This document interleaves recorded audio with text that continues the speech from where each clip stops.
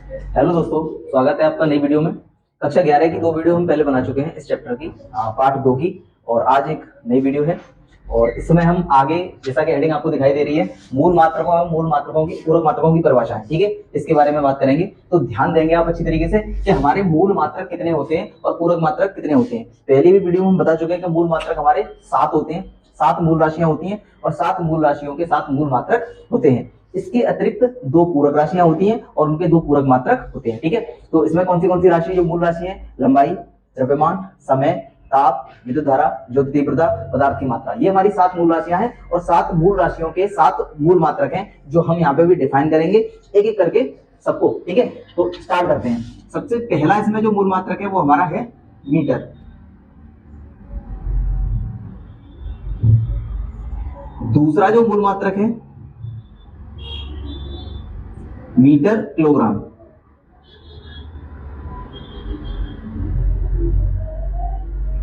तीसरा जो मूल मात्रक है हमारा ताप का केल्विन।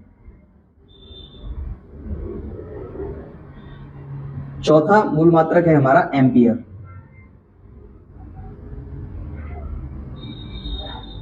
पांचवा मूल मात्रक है हमारा सेकंड। और छठा मूल मात्रक है हमारा मोल। और सातवां मूल मात्रक है हमारा कैंडिला।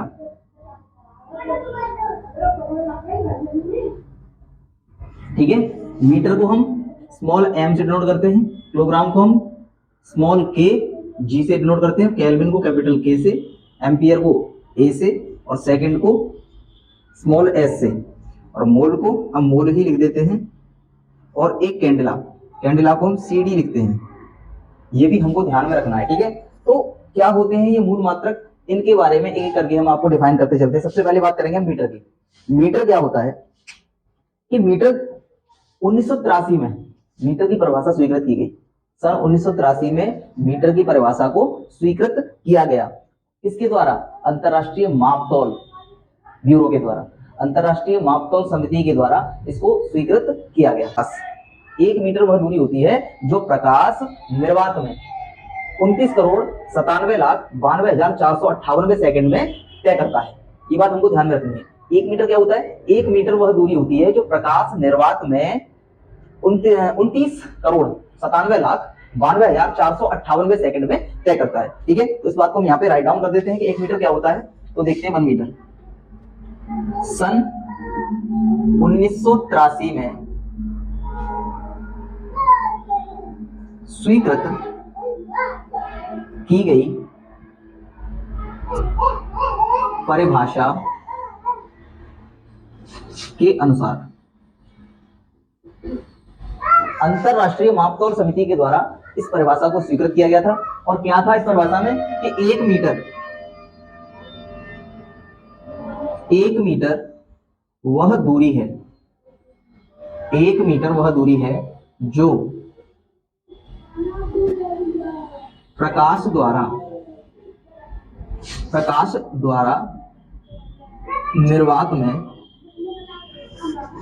1 सेकंड के 29,97,92,458 सेकंड में तय की जाती है। ये बात हमें याद में रखनी है कि 1 मीटर क्या होती है? 1 मीटर वह दूरी है जो प्रकाश द्वारा निर्वात में 1 सेकंड के 29,97,92,458 सेकंड में तय की जाती है, ठीक है। 1 किलोग्राम की, 1 किलोग्राम क्या होता है, ठीक है। 1 मीटर हमको समझ में आ गया क्या होता है। उसके बाद हम बात करेंगे किलोग्राम की, ठीक है। तो इसको हम थोड़ा हटा देते हैं ताकि किलोग्राम की परिभाषा आ जाए, ठीक है। तो किलोग्राम क्या होता है? सन 1989 में स्वीकृत की गई परिभाषा के अनुसार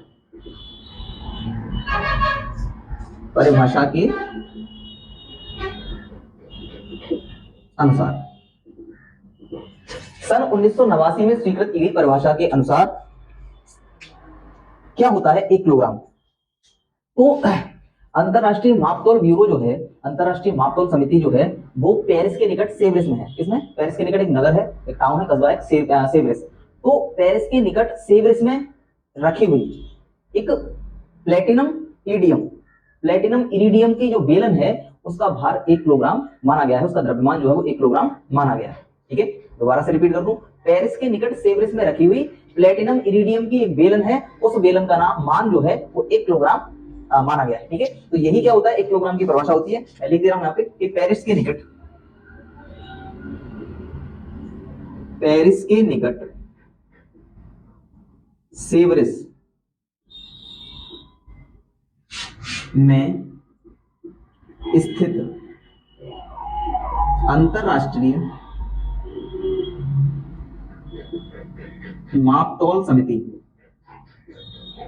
मापतौल समिति में स्थित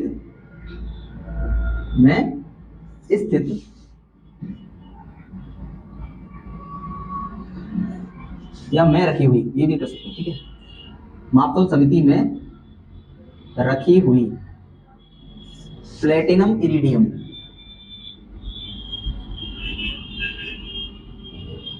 प्लेटिनम इरिडियम की बेलन का द्रव्यमान 1 किलोग्राम माना गया। तो ये बात आपको समझ में आ रही है। पेरिस के निकट सेवरेस में स्थित, पेरिस के निकट सेवरेस में स्थित अंतरराष्ट्रीय मापतौल समिति में रखी हुई प्लेटिनम इरिडियम की बेलन का द्रव्यमान 1 किलोग्राम माना गया है। ठीक है, इसकी अतिरिक्त एक परिभाषा और होती है कि व्यवहार में 4 डिग्री सेल्सियस पर 1000.028 घन सेंटीमीटर पानी का द्रव्यमान, पानी का द्रव्यमान 1 किलोग्राम होता है।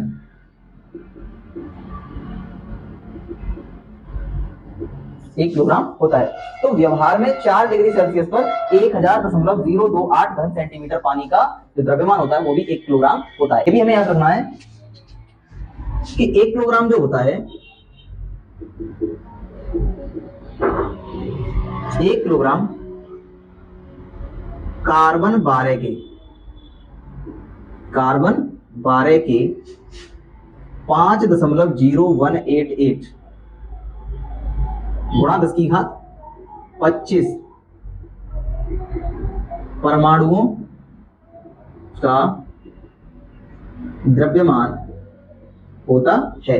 ये भी बात हमको ध्यान में रखनी है कि 1 किलोग्राम कार्बन 12 के 5.0188 गुणा 10⁻25 परमाणुओं का द्रव्यमान होता है, यानी 1 किलोग्राम कार्बन के इतने परमाणुओं का द्रव्यमान भी होता है। ये बात भी हमको ध्यान में रखनी है। तो जो 1 किलोग्राम है उसकी कई परिभाषा बनती है। 1989 में जो स्वीकृत की गई परिभाषा है वो उसके अनुसार पेरिस के निकट सेवरेस में स्थित अंतरराष्ट्रीय मापतौल समिति में रखी हुई प्लेटिनम इरिडियम की एक विशेष बेलन है जिसका द्रव्यमान 1 किलोग्राम माना गया है। इसी तरीके से व्यवहार में 4 डिग्री सेल्सियस पर 1000.028 घन सेंटीमीटर पानी का द्रव्यमान भी 1 किलोग्राम होता है।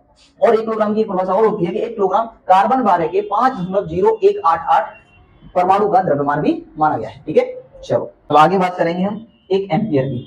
तो 1 एम्पियर क्या होता है, जो हमने यहाँ पे परिभाषा तीसरी छोड़ दी उसको नीचे करा देंगे। ठीक है, जगह का अभाव है इसलिए। तो ये जो है सेकंड मोल इनको हटा देते हैं अभी थोड़ी देर के लिए।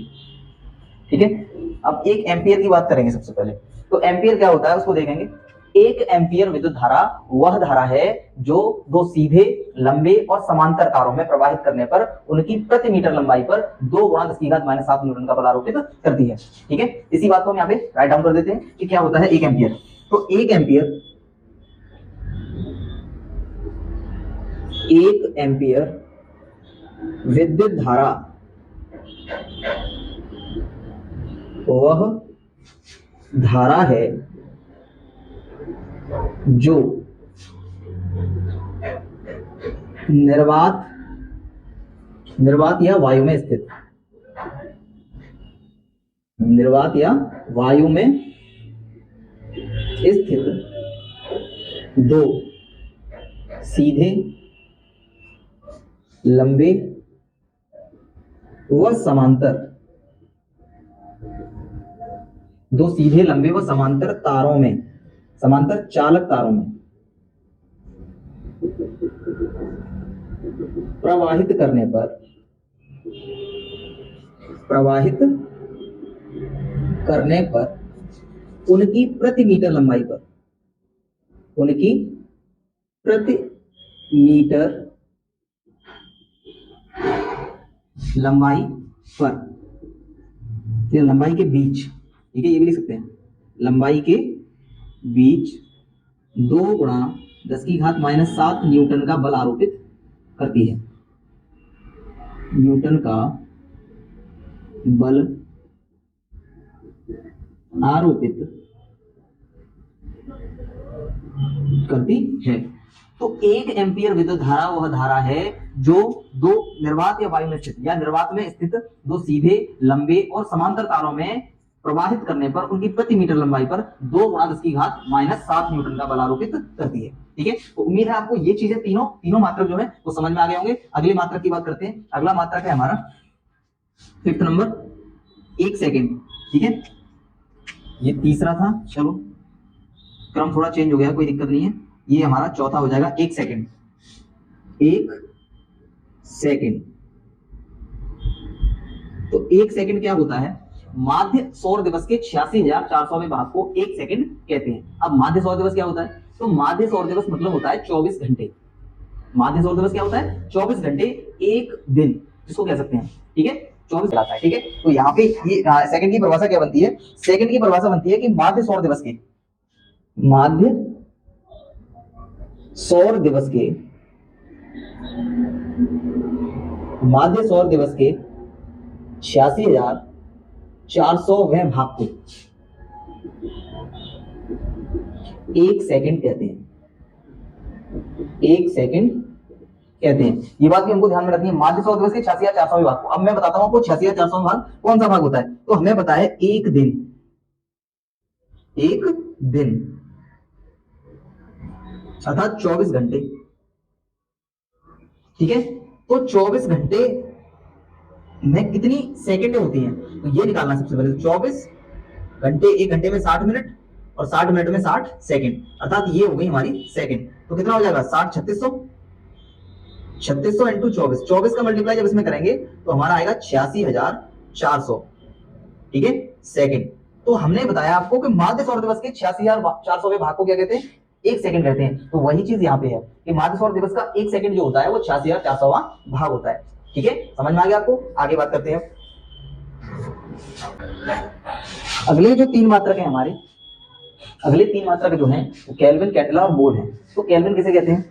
तो एक केल्विन ताप जो होता है, एक केल्विन ताप जो होता है जल के त्रिक बिंदुओं का ऊष्मागतिक ताप जो होता है उसका 1/273.16वां भाग जो होता है वो कहलाता है हमारा 1 केल्विन। ठीक है, राइट डाउन कर देते हैं परिभाषा यहाँ पे। जल के त्रिक बिंदुओं के ऊष्मागतिक ताप का 1/273.16वां भाग 1 केल्विन कहलाता है। 1 केल्विन कहलाता है।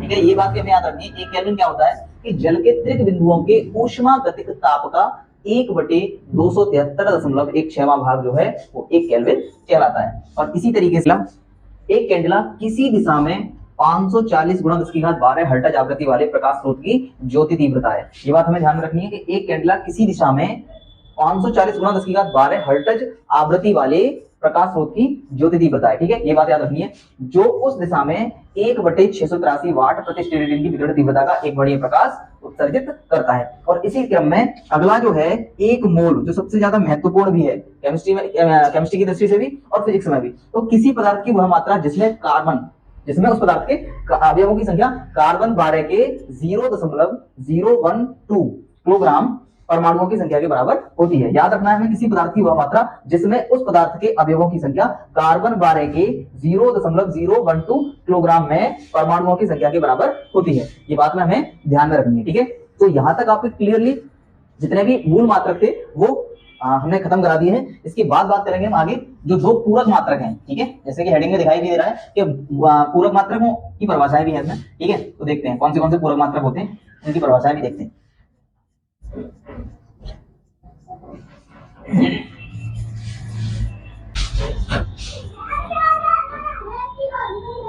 पूरक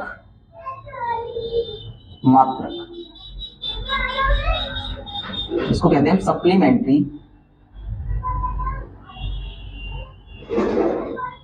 यूनिट्स। अब पूरक मात्रक कौन से होते हैं? तो पहला जो होता है कोण का मात्रक होता है रेडियन, इसको हम RAD से नोट करते हैं, ठीक है। और दूसरा जो होता है मात्रक, पूरक मात्रक स्टेरेडियन, जिसको हम SR से नोट करते हैं, ठीक है।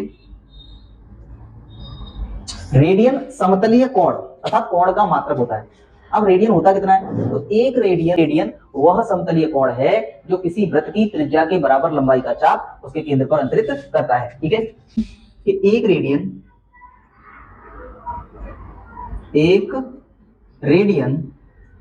वह समतलीय कोण है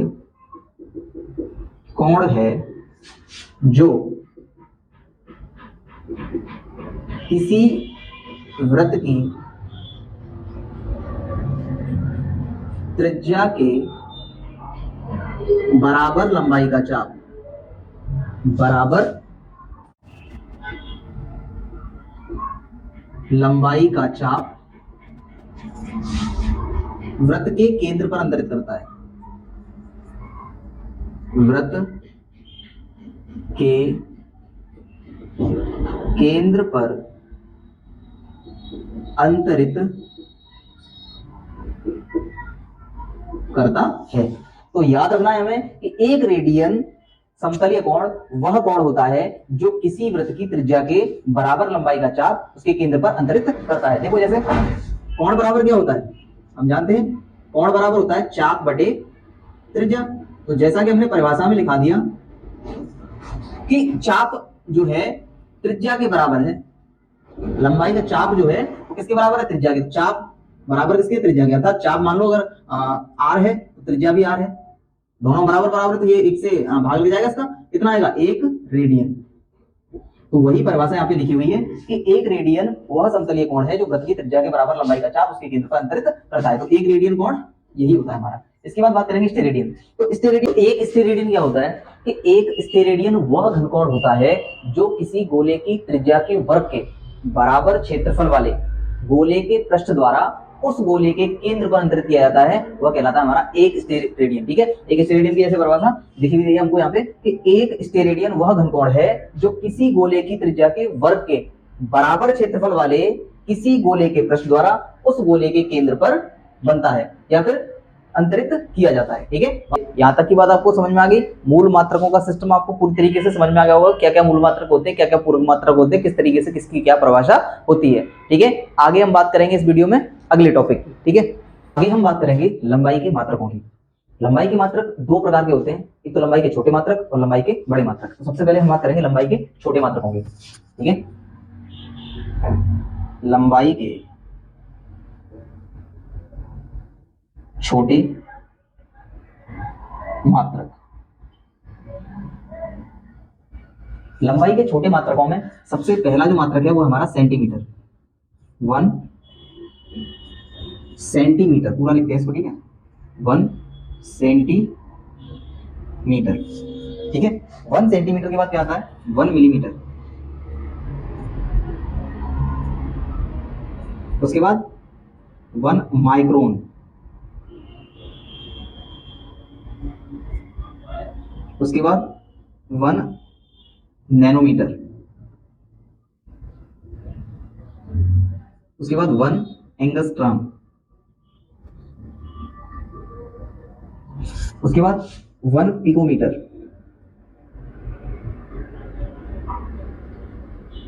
उसके बाद होता है 1 एक्स यूनिट,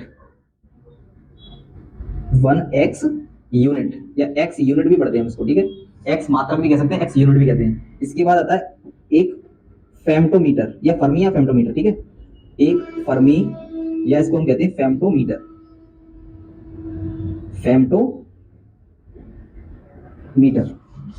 सेंटीमीटर को हम cm से डिनोट करते हैं, मिलीमीटर को हम mm से डिनोट करते हैं, माइक्रोन को हम म्यू से डिनोट करते हैं, नैनोमीटर को हम nm से डिनोट करते हैं, एंगस्ट्रॉम को हम a से डिनोट करते हैं, पिकोमीटर को हम pc से डिनोट करते हैं, और x यूनिट हमारा x यूनिट ही होता है, और फेम्टोमीटर को हम fm से डिनोट करते हैं, ठीक है।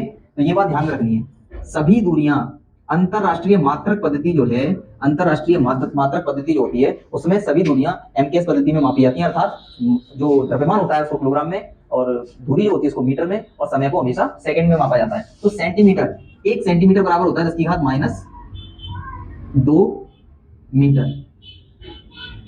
1 मिलीमीटर बराबर होता है 10 की घात -3 मीटर। इसी तरीके से 1 माइक्रोन बराबर होता है 10 की घात -6 मीटर, 1 नैनोमीटर बराबर होता है 10 की घात -9 मीटर। इसी तरीके से 1 एंगस्ट्रॉम बराबर होता है 10 की घात -10 मीटर, और इसी तरीके से 1 पिकोमीटर बराबर होता है 10 की घात -12 मीटर, और इसी तरीके से एक्स यूनिट जो होती है 10 की घात -14 मीटर, और एक फेम्टोमीटर जो होता है, एक फेम्टोमीटर बराबर होता है 10 की घात -15 मीटर के। तो ये बात हमको समझ में आ जानी चाहिए कि लंबाई के छोटे मात्रक जो होते हैं वो ये है हमारे सामने, 1 सेंटीमीटर 10 की घात -2 मीटर, 1 मिलीमीटर 10 की घात -3 मीटर, 1 माइक्रोन 10 की घात -6 मीटर, 1 नैनोमीटर 10 की घात -9 मीटर, 1 एंगस्ट्रॉम 10 की घात -10 मीटर, 1 पिकोमीटर 10 की घात -12 मीटर, और 1 एक्स यूनिट जिसको हम एक्स मात्रक भी कहते हैं वो 10 की घात -14 मीटर होता है। इसी तरीके से फर्मी या फेम्टोमीटर कहते हैं इसको, 10 की घात -15 मीटर। ये लंबाई के छोटे मात्रक है। अब हम बात करेंगे लंबाई के थोड़े बड़े मात्रकों की, ठीक है। तो लंबाई के बड़े मात्रकों में यहाँ पे बताते हैं हम आपको, लंबाई के बड़े मात्रक, लंबाई के बड़े मात्रकों में सबसे पहले आता है हमारा किलोमीटर। कौन सा आता है? किलोमीटर। 1 किलोमीटर, ठीक है, 1 किलोमीटर आता है सबसे पहले। उसके बाद आता है हमारा 1 मील, क्या आता है? 1 मील आता है। उसके बाद आता है 1 खगोलीय मात्रक, खगोलीय मात्रक, ठीक है। और इसी क्रम में आगे जो है 1 प्रकाश वर्ष, ठीक है, प्रकाश वर्ष होता है। और एक और होता है 1 पारसेक,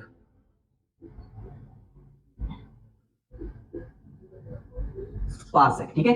तो हम जानते हैं किलोमीटर को हम km से डिनोट करते हैं, मील जो होता है उसको हम MILE लिखते हैं, खगोलीय मात्रक AU लिखा जाता है, एस्ट्रोनॉटिकल यूनिट, ठीक है।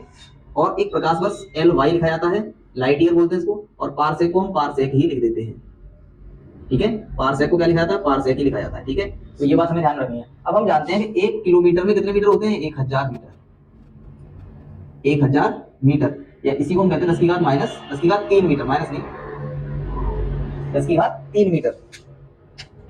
मील का मतलब होता है 1604 मीटर। 1 मील में कितने मीटर होते हैं? 1604 मीटर। अर्थात यहाँ पे हम अगर इसको किलोमीटर में कन्वर्ट करते हैं तो कितना हो जाएगा? 1.604 किलोमीटर, ये भी कह सकते हैं, ठीक है। ये मैंने किलोमीटर में लिख के बता दिया, लेकिन सभी दूरियां मीटर में ही मापी जाएंगी अभी। एक खगोलीय मात्रक, एक एस्ट्रोनॉटिकल यूनिट जो होता है वो होता है हमारा 1.4960 इंटू 10⁻11 मीटर के बराबर होता है, यानी 1.4960 गुणा 10⁻11 मीटर के बराबर होता है। कौन? एक खगोलीय मात्रक। इसके बाद बात करेंगे प्रकाश वर्ष की। प्रकाश वर्ष होता है 9.64 गुणा 10⁻15 मीटर, 9.46 गुणा 10⁻15 मीटर जो होता है वो प्रकाश वर्ष होता है। और एक पारसेक जो होता है वो पारसेक किसके बराबर होता है? 3.084 इंटू 10⁻16, 10⁻16 मीटर के बराबर होता है एक पारसेक, ठीक है। तो ये लंबाई के बड़े मात्रक हैं, ये भी हमको ध्यान में रखने हैं, क्योंकि बिना इनके फिजिक्स समझ में नहीं आएगी, ठीक है, क्योंकि ये यूनिट कन्वर्जन होता है। और ये जो मात्रक दिखाई दे रहे हैं आपको, ये जो वैल्यूज दिखाई दे रही है, ये वैल्यूज हमेशा कांस्टेंट रहती हैं। इनका आगे हम बात करेंगे लंबाई के कुछ व्यवहारिक मात्रकों की। अब लंबाई के व्यवहारिक मात्रक कौन से होते हैं, जैसे हम डेली यूज में इनका प्रयोग करते हैं, जैसे 1 इंच, ठीक है, 1 इंच होता है, 1 फुट होता है, 1 गज होता है, 1 नॉटिकल मील होता है, 1 नॉटिकल मील। ये हमारे लंबाई के जो है व्यवहारिक मात्रक हैं। 1 इंच कितने के बराबर होता है, 0.0254 मीटर के बराबर होता है। अगर हम इसको सेंटीमीटर में कन्वर्ट करें तो कितना हो जाएगा, 2.54 सेंटीमीटर। इसी तरीके से 1 फुट में कितने इंचेस होते हैं, 1 फुट में जो है वो 12 इंचेस होते हैं, हम जानते हैं ये बात। 1 फुट में 12 इंचेस होते हैं, तो 1 फुट में इंचेस के अलावा मीटर में अगर कितना होगा, 0.30848 मीटर। यानी 1 फुट में 12 इंचेस होते हैं, और 12 इंच में मीटर कितने होते हैं, इतने, क्योंकि 1 इंच में इतने मीटर होते हैं, तो इसका इसमें मल्टीप्लाई कर देंगे तो 12 चौके 48, 12 पंजे 60 और 4 64, और 12 दूनी 24, 24 और 36, यानी कि इतने मीटर हो जाएंगे। इसको सेंटीमीटर में कन्वर्ट कर देंगे तो कितना आएगा, 30.48 सेंटीमीटर। बात समझ में आ रही है। 1 गज होता है 3 फुट के बराबर। 1 गज कितने के बराबर होता है, 3 फुट के बराबर। तो इंचेस कितनी हो जाएंगी इसमें, 48। 1 फुट में 12 इंचेस होती हैं, तो 3 फुट में इंचेस कितनी होगी, 36 होगी, 36 इंच होंगी इसमें। और 36 इंच में कितनी मीटर होंगे, तो 36 इंच में, 1 इंच में कितने मीटर होते हैं, इतने, तो 36 में कितने होंगे, 36 का इसमें मल्टीप्लाई कर देंगे, 36 का इसमें मल्टीप्लाई कर देंगे तो कितना आएगा, तो ये आएगा 0.9144 मीटर। और इसको अगर सेंटीमीटर में कन्वर्ट करेंगे तो ना जाएगा 9.1 नहीं 9.1 नहीं 91.44 मीटर सेंटीमीटर, ठीक है। ये बात भी हमको ध्यान में रखनी है, ठीक है। तो ये बात हमें अच्छी तरीके से समझ में आ रही होगी कि 1 इंच में इतने मीटर होते हैं, इतने सेंटीमीटर होते हैं, 1 फुट में 12 इंचेस होते हैं, एक दूसरे से रिलेटेड है, बस निकालने का तरीका यही है। नॉटिकल मील का मतलब क्या होता है, तो नॉटिकल मील जो होता है वो होता है हमारा 1.835 इंटू 10⁻³ मीटर के बराबर। 1 नॉटिकल मील जो होता है इतने मीटर के बराबर होता है। हम इसको ये लिख सकते हैं, 3 का इसमें मल्टीप्लाई करते हैं, 10 की घात 3 का इसमें, यानी 11 का इसमें मल्टीप्लाई कर देंगे तो कितना आएगा, 1835 मीटर, ये भी कह सकते हैं। तो याद रखना 1 नॉटिकल मील भी यही होता है हमारा 1835 मीटर के। आगे जो अगला टॉपिक है वो है हमारा खगोलीय मात्रक। खगोलीय मात्रक क्या होता है इसको समझ लेंगे जरा। हमें वैल्यू तो पता है खगोलीय मात्रक की क्या होती है, लेकिन इसको समझना बहुत जरूरी भी है। खगोलीय मात्रक,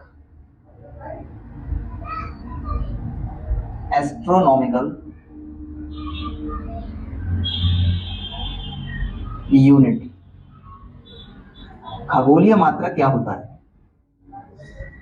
तो खगोलीय मात्रक कुछ नहीं होता, सूर्य से पृथ्वी की माध्य दूरी, यानी सूर्य से पृथ्वी की जो दूरी होती है वही कहलाती है हमारी खगोलीय मात्रक। यहां पे लिख दे रहे हैं, सूर्य से पृथ्वी की माध्य दूरी, सूर्य से पृथ्वी की माध्य दूरी एक खगोलीय मात्रक कहलाती है। एक खगोलीय मात्रक कहलाती है। अर्थात हमने अभी यहां पे लिखा था, एक वैल्यू जो थी खगोलीय मात्रक की कितनी थी, एक खगोलीय मात्रक बराबर 1.4960 इंटू 10⁻11 मीटर। ये वैज्ञानिकों द्वारा नापकर जो मापी गई दूरी है, ठीक है। अब इसके आधार पर जो पौराणिक कथाएं हैं, उन पौराणिक कथाओं में, अर्थात सीधी बात मैं कहता हूं, जो हनुमान चालीसा है, उस हनुमान चालीसा में एक चौपाई दी गई है। हनुमान चालीसा में एक चौपाई दी गई है, जुग सहस्त्र जो जन पर भानु, जुग सहस्त्र जो जन पर भानु, लीलियो, या मैं इधर लिख देता हूँ, यहाँ पे लीलियो ताहि मधुर फल जानु। यानी हमारे देश में जो ऋषि मुनि हुआ करते थे पहले, उन ऋषि मुनियों ने पृथ्वी से सूर्य की दूरी को किसमें, हमारे वैदिक ग्रंथों में, हनुमान चालीसा में लिख दिया है। अब देखेंगे हम इसका अर्थ थोड़ा। जुग सहस्त्र योजन पर भानु, तो जुग सहस्त्र और योजन, यहाँ पे हम जुग का मतलब क्या है, युग, सहस्त्र और योजन, योजन को योजन भी बोलते हैं। तो युग का मतलब क्या होता है, एक युग जो है वो 12,000 के बराबर होता है, अर्थात 12,000 वर्ष के बराबर होता है एक युग। सहस्त्र का मतलब होता है 1,000, सहस्त्र का मतलब क्या होता है 1,000, और योजन का मतलब होता है 8 मील। योजन का मतलब क्या होता है 8 मील, 8 मील होता है एक योजन। अब हम इसको सॉल्व करेंगे तो 12,000 गुणा 1,000 और 8 मील, एक मील में मैंने बताया आपको 1.6 मीटर होते हैं, 1.6 किलोमीटर होते हैं। तो इसमें कितने हो जाएंगे, 8 गुणा 1.6। अब देखो इसका सबका मल्टीप्लाई करेंगे तो 12 का इसमें गुणा करेंगे तो 12, 1 2 3 4 5 6 जीरो हो जाएंगे, और 8 का इसमें गुणा करेंगे तो 16 128, 16 128 यानी कि 128 और एक अंक का दशमलव है तो ये दशमलव आ जाएगा। जब इसका इसमें मल्टीप्लाई करेंगे, इसका इसमें मल्टीप्लाई करेंगे तो कितना आ जाएगा, यानी 12 का 12 8 96 के 6 और 12 दूनी 24, 24 और 9, 24 और 9 हो गए हमारे 33, हासिल 3 और 12 1 12 3 15। अब कितने जीरो हैं, 1 2 3 4 5 6, 6 जीरो हैं, तो 1 2 3 4 5 6, 6 जीरो हैं और एक अंक बाद दशमलव है तो यहाँ पे दशमलव आ जाएगा, अर्थात 1 2 3 4 5 6 7 8, 1.5 3 6 गुणा 10 की घात 8। ठीक है, ये हमारी किलोमीटर में दूरी आ गई। और इसको अगर मीटर में कन्वर्ट करें तो 1.536 गुणा 10 की घात कितनी हो जाएगी, 3 और बढ़ जाएगी, क्योंकि 1 किलोमीटर में कितने हो जाते हैं, 1 किलोमीटर में 10 की घात 3 मीटर होते हैं। तो ये मीटर में हमारी दूरी आ गई।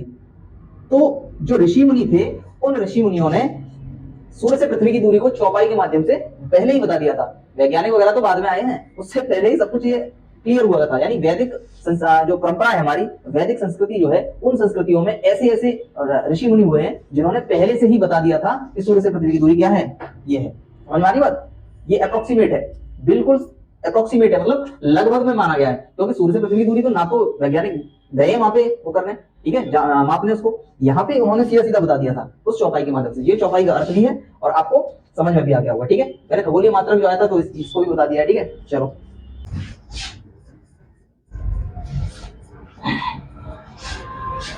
आगे हम बात करेंगे प्रकाश वर्ष की। प्रकाश वर्ष, लाइट ईयर। प्रकाश वर्ष क्या होता है कि प्रकाश द्वारा निर्वात में एक वर्ष में चली गई दूरी को क्या कहते हैं हम, एक प्रकाश वर्ष कहते हैं। प्रकाश द्वारा निर्वात में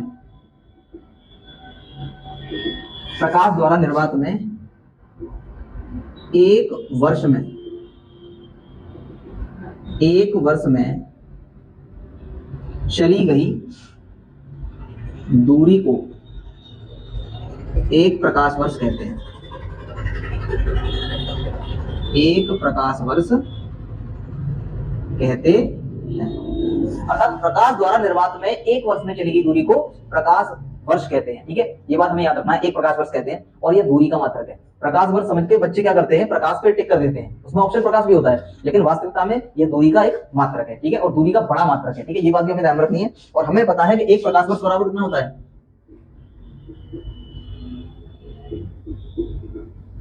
9.36 9.46 9.46 गुणा 10 की घात 15 मीटर।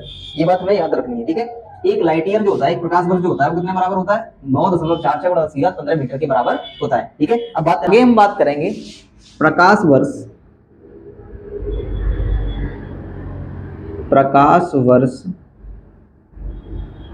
और खगोलीय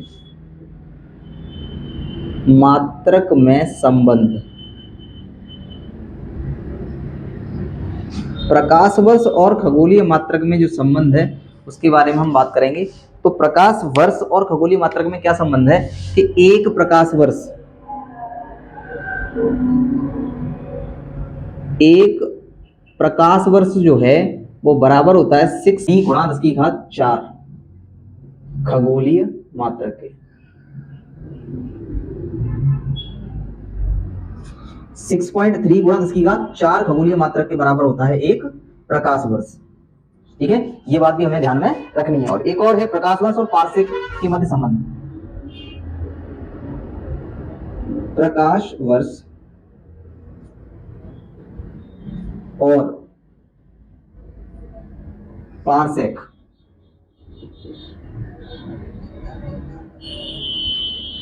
के मध्य संबंध। प्रकाश वर्ष और पारसेक के मध्य क्या संबंध होता है, उस संबंध को हम नाम देते हैं कि एक प्रकाश वर्ष, एक पारसेक जो होता है, एक पारसेक जो होता है वो 3.28 प्रकाश वर्ष के बराबर होता है। ये बात हमें ध्यान में रखनी है। ये दो संबंध हैं और बहुत ही ज्यादा महत्वपूर्ण है आगे किसी भी कंपटीशन एग्जाम के लिए और फर्स्ट ईयर के लिए तो बहुत ही ज्यादा महत्वपूर्ण है ही है। ठीक है, इन बातों को याद रखना है। ठीक है, आगे देखते हैं। तो आगे अब हम बात करेंगे द्रव्यमान के मात्रकों की। तो जैसे हमने लंबाई के मात्रकों को किया है उसी तरीके से द्रव्यमान के मात्रकों को भी समझना बहुत जरूरी है। ठीक है, क्योंकि बिना मात्रकों के हम फिजिक्स में कुछ भी नहीं कर सकते। मात्रक में तैयार होने चाहिए सबसे पहले। तो ये बेस है हमारा, बेस जब तक क्लियर नहीं होगा तब तक हम आगे कुछ नहीं कर पाएंगे। ठीक है, तो स्टार्ट करते हैं। आगे क्या है, द्रव्यमान के मात्रक। सबसे पहले बात करेंगे द्रव्यमान के छोटे मात्रकों की। द्रव्यमान के छोटे मात्रक। द्रव्यमान के छोटे मात्रकों में सबसे पहला आता है 1 ग्राम।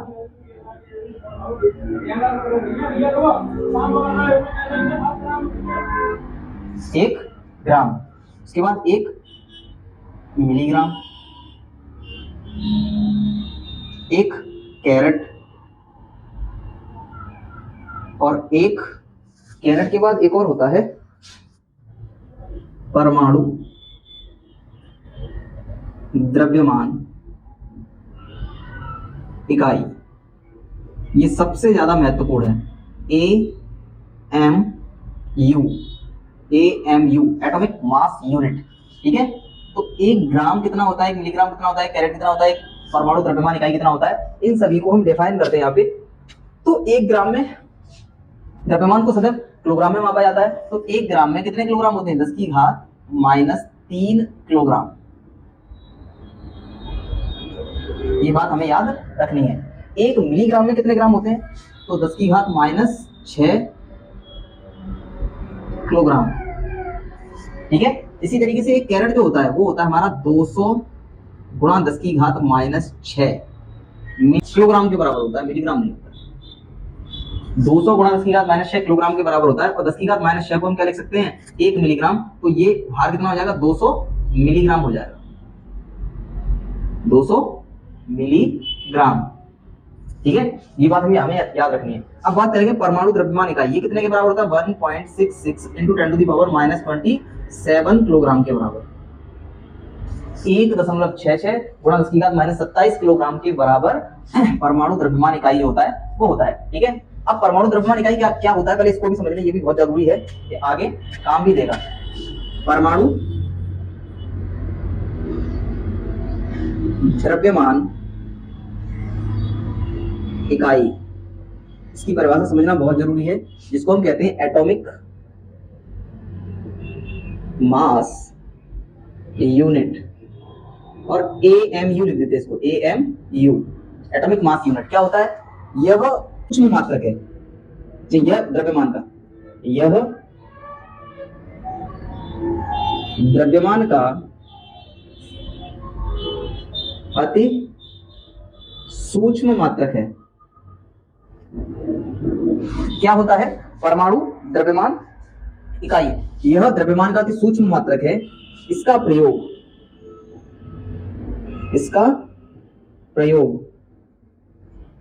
अति सूक्ष्म कण जैसे इलेक्ट्रॉन, कमा प्रोटॉन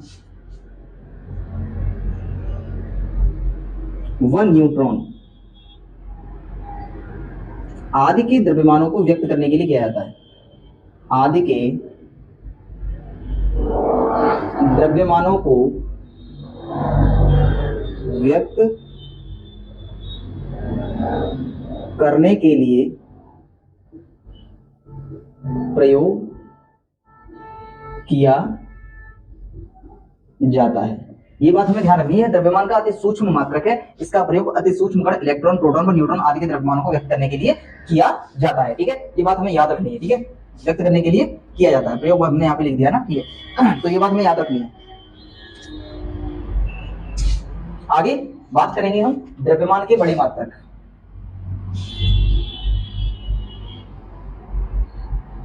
द्रव्यमान के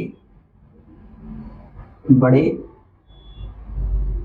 मात्रक, तो द्रव्यमान के बड़े मात्रक क्या क्या होते हैं? सबसे पहले होता है एक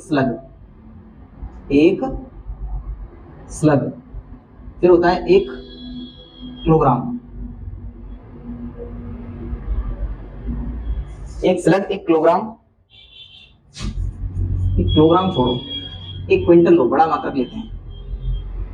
1 क्विंटल, 1 मीट्रिक टन,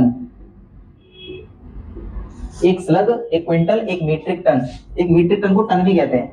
और एक और लेते हैं इसमें 1 चंद्रशेखर सीमा, चंद्रशेखर सीमा, जिसको हम कहते हैं CSL, 1 CSL। एक स्लग कितने के बराबर होता है? तो एक स्लग बराबर होता है 14.57 किलोग्राम के। ठीक है, 1 क्विंटल कितने के बराबर होता है? 100 किलोग्राम के। इसी तरीके से 1 मीट्रिक टन बराबर होता है हमारा 1000 किलोग्राम के, या इसको हम लिख सकते हैं 10 क्विंटल। 10 क्विंटल हो जाएगा ना, 100 किलोग्राम 10 क्विंटल। और 1 चंद्रशेखर सीमा जो होती है वो सूर्य के द्रव्यमान का 1.4 गुना होता है। ये बात हमें ध्यान रखनी है कि 1 चंद्रशेखर सीमा क्या होती है कि सूर्य का जितना द्रव्यमान है उसका 1.4 गुना होता है सूर्य का द्रव्यमान। 1 CSL जो होता है वो कितना होता है? सूर्य के द्रव्यमान का 1.4 गुना होता है। अर्थात यहाँ पे हम चंद्रशेखर सीमा की परिभाषा भी लिख देंगे कि सूर्य के द्रव्यमान का 1/4 गुना। 1 चंद्रशेखर सीमा, इसको हम CSL कहते हैं। 1 चंद्रशेखर सीमा अर्थात 1 CSL कितने के बराबर होता है? इसकी डेफिनेशन लिख देते हैं हम यहाँ पे कि 1 चंद्रशेखर सीमा, 1 चंद्रशेखर सीमा सूर्य के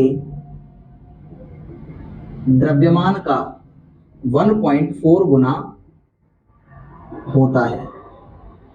ये बात हमें याद रखनी है। ठीक है, चलो द्रव्यमान के जिस तरीके से मात्रक हैं उसी तरीके से समय के मात्रकों को भी देखते हैं। जितना भी पढ़ेंगे बिल्कुल बारीकी से और एक एक टॉपिक लेके चलेंगे साथ में।